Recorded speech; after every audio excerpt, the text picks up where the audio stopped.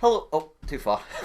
Donna Dessers, ladies and gentlemen. Hello everyone, this is Siege Novo 992 and today we're back for another brand new video and I almost don't know how to feel because, by God, that wasn't a painful game of football and I actually enjoyed around about 62 minutes of the game. Don't worry, we'll actually get there. And what is an absolute drama-filled blockbuster, goals, madness, Dessers, we had it all in this game. So let's go ahead and talk about Rangers 4, Nice 1, which some might say was nice. Public service announcement, that will be my last nice pun of the actual video, but honestly, how did I go any further in to today's video without mentioning the name of Igamane? Because it was a surprise starter. It was a bit of relief because we were all sort of beat down with what we thought we were going to get today. We actually got the opposite. We went, wait a minute, we're going to have something that moves. We're not going to have a moaning cone up front. By God, we might just have something out there. And the laddie went ahead and done that. And not only did he perform, he went ahead and packed Dessers' suitcase at the same time with a fantastic performance. Now, it wasn't necessarily a 10 out of 10 or perfect. Never hit every little thing worked out his way. There's obviously still raw parts in his game, and I think some people need to remember that. Love you, Ali, but again, this laddie isn't the finished product. It's only his first start in the game. He is going to make the odd mistakes here and there, but what he provided this Rangers team for me is what won us this game of football. It was strong. It was powerful. The way he was pressing the back line, you know what I mean? He finished with 2 goals a day. The second gen was absolutely gorgeous. The first gen nearly made me feel my knickknacks and also grabbed an assist in the game of football. I don't know about you, but I cannot wait for Sunday to come round and watch this man's 7-minute cameo from the bench as he's substituted late on at the left wing position. Now, that's a fun little joke, but please don't do it to me, Phil. You know what I mean? I've had a peek round the curtain. I've seen a bit of the light. Didn't bring us back to the actual darkness because, again, what we saw from this game of football was not only a bit of a mess in some aspects, but Igamane rising to the challenge whilst Dessers came on and done what he'd done. You know what I mean? He missed for 3 yards out. Is that a surprise? No, it's Dessers being Dessers, but it's a lot easier to swallow Dessers being Dessers when we've actually had a centre forward on that's already wrapped the game up. And again, ladies and gentlemen, the 2 goals that he scored in this game equaled how many goals we've scored away from home in domestic league all season long. That's his 3rd start at this club. That's the future right there. That's the roots that should have been planted months ago. But surely, and I mean surely, it's clearly everyone knew, rough around the edges, no a perfect player or no, that is where we go now, going forward. That's something we can build towards and try to take us forward. No taking any steps back. So Igamane, brilliant. 2 goals and assist. His overall performance was fantastic, and I hope to have many other videos sitting smiles on my face talking about this laddie's performance. But again, 2 goals in 3 games in the Europa League. His 3rd start. No ripped off at half time this time because everybody else was playing pish. He was allowed to play the game. And I thought he was excellent. So excellent, in fact, I nearly lost my voice right there. But that's how I'm feeling about Igamane. And the other player I'm going to mention out here is going to be the name of Sterling before we naturally get into the game recap, because there is a hell of a lot to talk about. But I want to talk about the other big change I made, or what was a big statement to be made. Coming into this European game after resting Tavernier at the weekend, who started at right back? It was Dujon. Sterling. Now again, you're seeing Sterling play, you're seeing Igamane play, you're seeing Tavernier bombed out, you're seeing Dessers bombed out, and you're even getting to see Bailey Rice the last 15-20 minutes of the game. Is Patrick Schuur sitting there looking at Clement like that, making him make the right decisions? It's just refreshing to see youth, and maybe not even youth in terms of Dujon. Sterling's obviously age, but just fresh ideas, and it's amazing. And we've talked about this a couple of times when I've watched Sterling playing, especially the last couple of games he's had, as we turn the old laptop down, the way he's been performing and playing at the fullback position. It's amazing the difference, just how much of a difference one player can make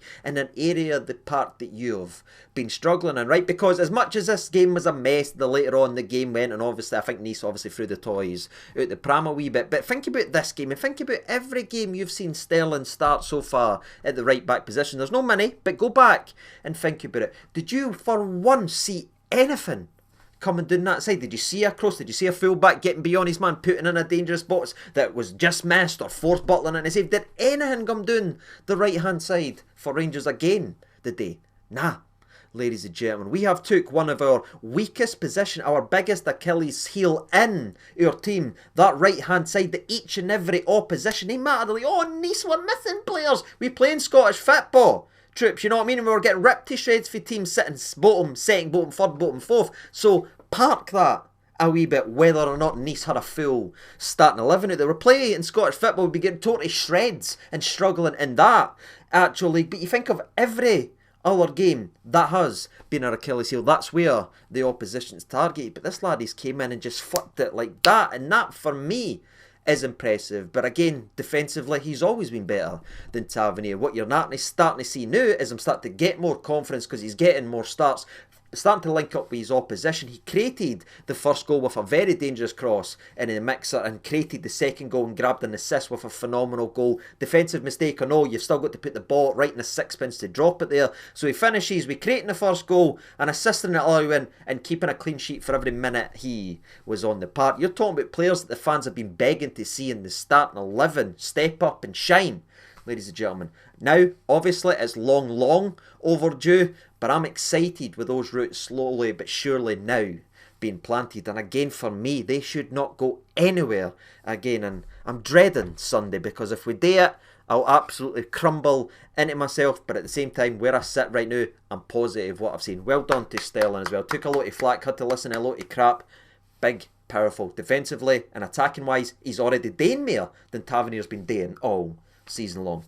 Let that sink in. But getting to speak positively about two changes that should have been made months ago to one side, let's get in to this game recap, because they're one of the only two that performed. You did see some performances despite the madness of what this game ended up devolving into. Again, it looked like sort of a Sunday League game in the last 15-20 minutes, but the game was still there to be won early on, and we're going to dive right in to the recap because I need to talk about something I've never seen before. Right, the first minute was pretty good, a long ball out to Igamane. Igamane sort of does well, and then he sort of trips over himself. Again, he is a bit rough around the edges, but he hangs on, shows his pace, shows his power, ends up setting up Cerny, who has a shot that goes just wide. But again, it's a shot early, 1 minute into the game. I'll take it, especially for my centre forward harrying and harassing defenders, no giving up on it, no going, you know what I mean? He's actually playing football.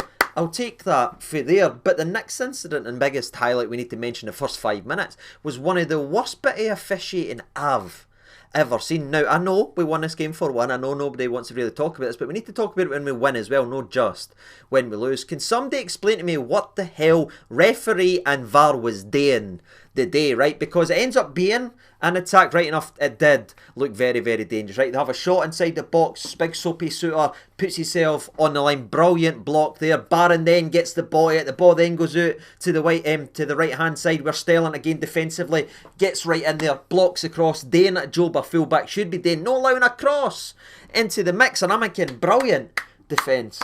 The referees gave a handball. He's pointing to a handball, but then you clearly see by John Soapy Suitor's reaction that he's no touched it with his hand. And I'll be honest, a bit of a cry wolf scenario had happened, but after watching the highlights, it was pretty damn clear it hit him in the stomach. But then VAR changed what they were searching for, right? Because it was checking for VAR and they were checking for a handball based on Suitor's block. But then it went to Sterling's block, which again is down here and hits him right in here, which again isn't a handball. Then you see the referee at VAR point to Conor Barron at that point, and then point to something else as well, and he wants to watch then the Conor Barron situation, which is a brilliant challenge to block a challenge, you know what I mean, just there, like a wee pit bull, just snopping it up. Beautiful, nice clean on the ball. And then you see the referee do this, right? You saw 2 handballs that weren't handballs and a possible penalty for Conor Barron winning the ball clean, and you just see him going,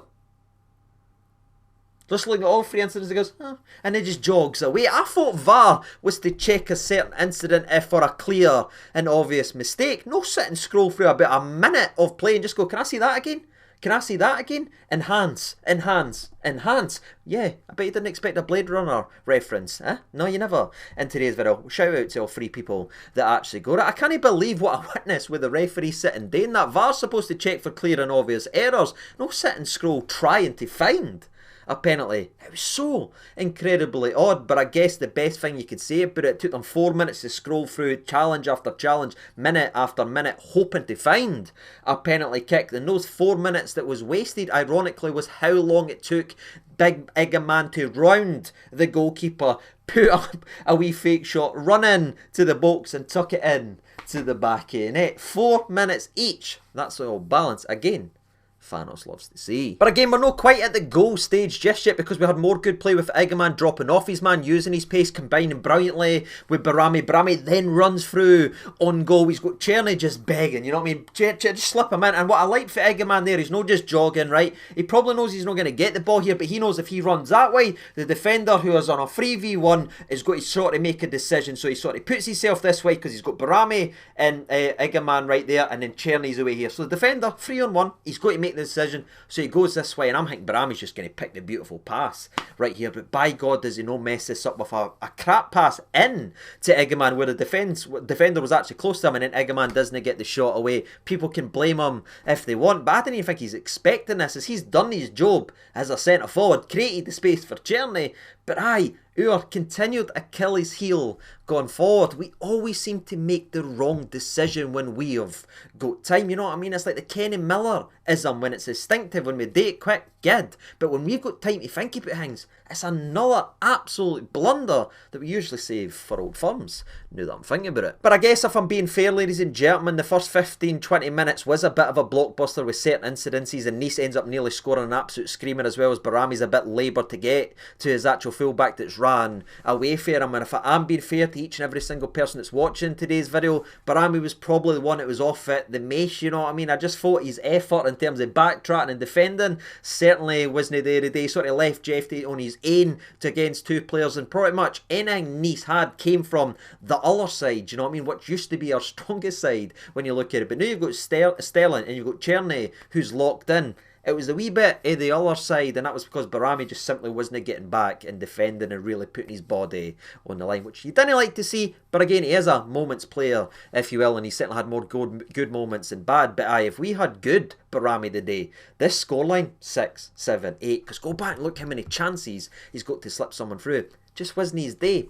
And that's frustrating with a player of such quality. But as it is so late at night and we have some goals to talk about, let's get to them, shall we? And I want to talk about the 34th minute, because I'm so happy that it comes for Sterling's fit, you know what I mean? There's a wee bit that weird agenda where people just didn't quite want to let go of Tavernier. They're starting to attack and go a wee bit mental. And listen, I love Tavernier for what he's done, but there's no player bigger than the club. It's the club we support. The players are here for a time, and we'll cheer them, we'll be excited, we'll do that, he's there. But again, the club is what matters most, and it's clear there needs to be a change. Father Time is undefeated, and I like that Sterling's been and so involved in the attacking aspects, especially in the incidences and the moments that won this game, because it quietens down a wee bit of a narrative that he can't do what Tavernier can do, even at this stage of Tavernier's career. A couple of years ago, Tavernier, absolutely unplayable, absolutely couldn't drop him out the squad, but now we're seeing a laddie who's better defensively and again contributing offensively. So what are we moaning at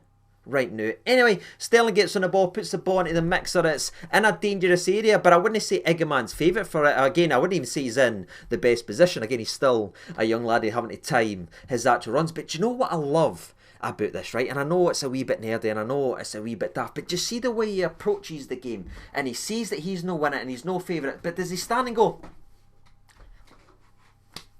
or anything like this? Is he standing on his heels watching it go away and then moaning about the cross? No, he's on his taste, he's active, and again, he knows he's not going to win it, but he just goes and puts the defender under pressure and ends up knocking it down. He ends up winning the ball back. He plays it to Cerny. Cerny has a shot deflected into the back of net, if you want, lucky, if you will, but if you didn't shoot, you didn't score. And by God, have I seen us wide open plenty of times and it no go in to have devastating consequences for our season. So now that it's went in our favour and bounced in the right way, I'll take it, ladies and gentlemen. And Cerny goes ahead and scores his 5th goal contribution in his 5th Europa League game. And you look at Cerny, right, after starting off well versus Motherwell, having that bubble obviously where it all looked wrong, missing an open goal, missing the big chance versus Malmo, and then starting to come on it. You're looking at a guy that's got 5 goal contributions in 5 Europa League games. He has 6 goal contributions in 10 SPFL League matches so far, and 13 goal contributions in 19 matches so far as a new player joining this football club that, again, as always, has to adjust to this league, but also to deal with some niggling injuries here or there. I think with our frustrations of the attack and how disappointed this season, I think if you take a step back and look at what Cerny's been doing, he's certainly never been a natural problem, and he's one of our most improved players over the last couple of months, but also one of our most important players. And there's been a lot of games he's grabbed games by the scruff of the neck. He's certainly putting out some statistics now, if you like, all that, but again, on the eye, he's a good player. When he's on it, he's real on it, and he makes this Rangers side tick. It'd be interesting now to watch over the next couple of months, because he's already got that relationship with Danilo, obviously playing for the same side over in Dutch football, so he's got that connection, right? Let's see a run of that in the league, because I'm not daft enough to think Igamane's going to be starting every single game now, right? But the Danilo is there if you're needing it for league football. If you're needing a bit more experience, if you're needing a bit more for there, you can get it for Danilo. But again, Cerny and Danilo's got that link up, they've got that connection, and for me it would be exciting to see what Cerny can actually go ahead and do when he's playing with a striker that feels good about himself, rather than whatever the hell Dessers been doing the last couple months. You know what I mean? It must be exciting for a winger to have someone like an Igamane who's going to be running, who's going to be trying, who's going to be hurrying and hassling, that will put his body in the line. And again, Danilo, who's he's done it with previously in Dutch football. So we mentioned Cerny there. I thought he was very, very good again today. Lucky goal or no, he deserves it, and he's obviously been one of our better players. But back to the goal scoring action, we're just going to jump right to the second goal, as after a little bit, about a minute or two, it felt like nearly a blink and you missed the second goal. You see Sterling drop a beautiful ball in behind the defence that, again, you probably want your centre-half to actually deal with, but by God, us as Rangers fans know how it feels to watch defenders have that lapse in concentration. Defenders do those mistakes. He hesitates, thinking the goalkeeper, there's no communication. It's usually us, ladies and gentlemen.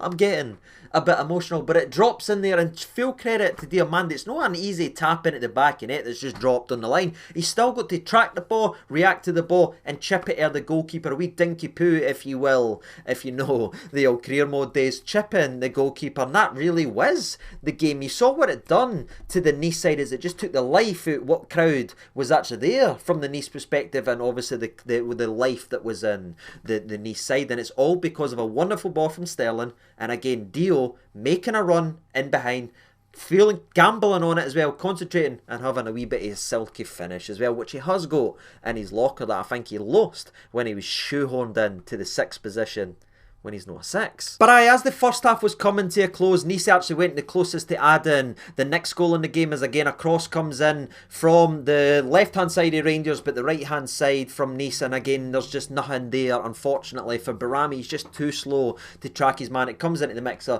It's a big powerful header by the big French striker, and it's a great save from Jackie Butler. And you're thinking, right, Rangers, let's no do anything daft here. Maybe hold on now, get through to it. And I think everyone had the same mentality until a certain back pass from another mistake from the Nice defence, trying to play it in to their goalie, or even their third centre-back, if I'm honest. It was almost a bit of a blur. But Igamane, again, running, hurrying and pressing, injecting life to what has been a lifeless attack and leading this club. He just makes it himself. It's a gorgeous first touch, and again, he's so slow to hit it. He's so too freaking slow to hit it. And honestly, I thought he was going to do a Cyril Dessers, but the man's too ice cold that I actually forgot he's got some ability, and he tucks it away into the back of net when I could have picked up a 50 pence with the old arse cheeks. But that shows composure in a young striker, and I'll take that as he takes it like an experienced pro and sets us on our way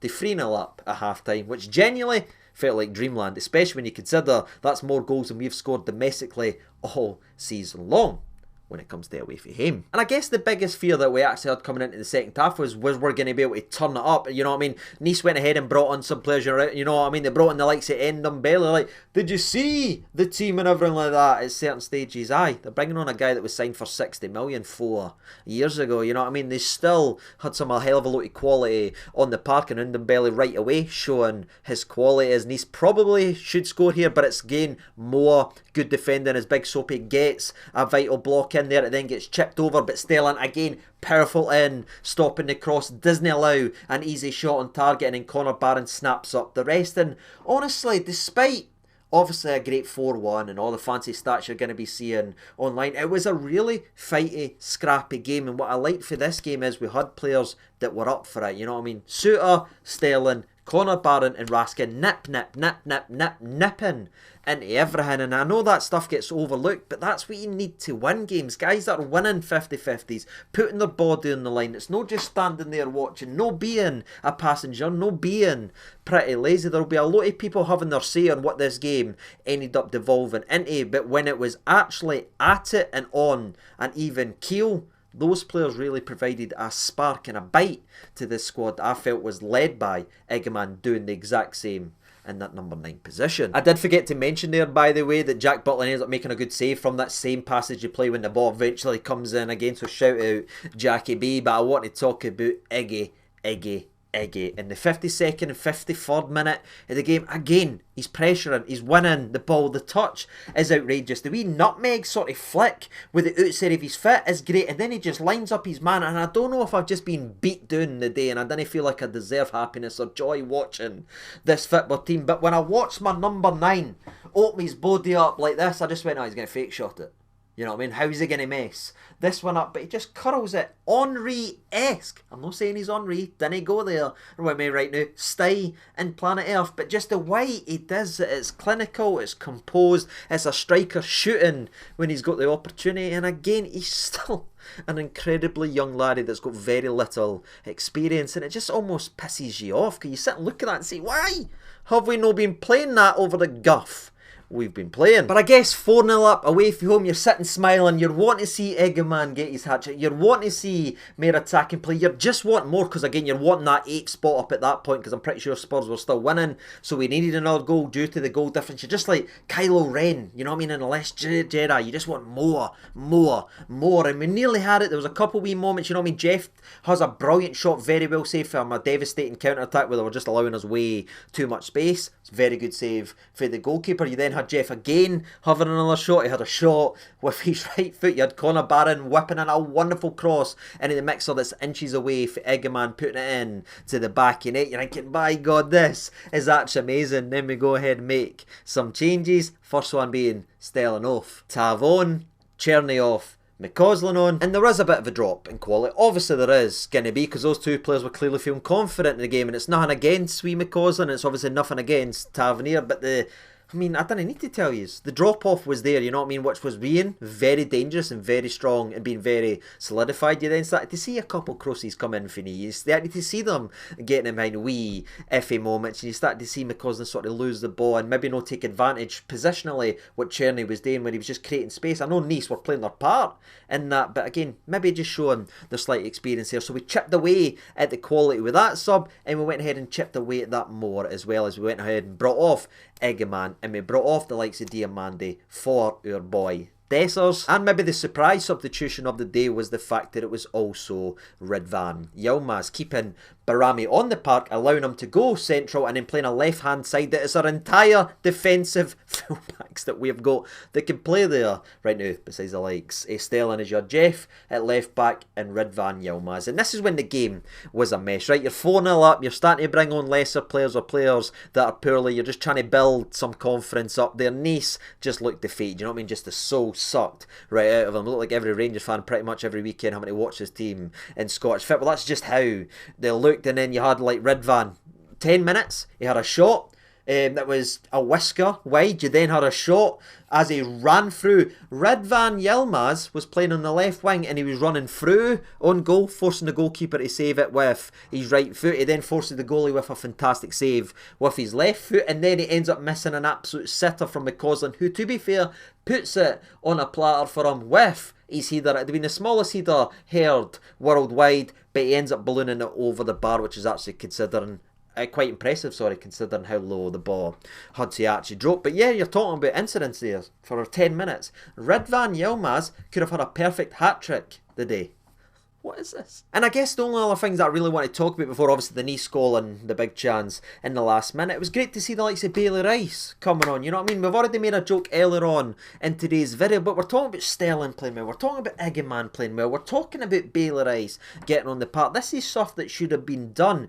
If you didn't want to start the season with them, fair enough, but after getting embarrassed again versus Celtic in the first international break, this is what should have been happening. And you know what I mean? And people would be feeling a hell of a lot better, whether we're winning all the games or not, at least because we know we're heading in a certain direction. But he came on, look, again, the game was ugly and messy, right? He's not going to sort of make your eyes pop, so it was just getting over a line. But again, the game was really gutty, the quality, and the game was just sort of petering its way out. And there was a moment for Nice as they got a needless free kick that again is just tired legs. The game's over, let's just kick him in anyway. But to be fair to the laddie, it's an absolute rasper as he tips it right in to the top bin. Very nice. If you actually, well, apologies, I'll let you doing right there. But he puts it in the top bin, and the only people happy with that was about the guys that's got both teams to score on their actual coupons. But again, we did have an opportunity, ladies and gentlemen, to answer back and win the game of football, because if you want to look at it fairly, since bringing on Taven Dessers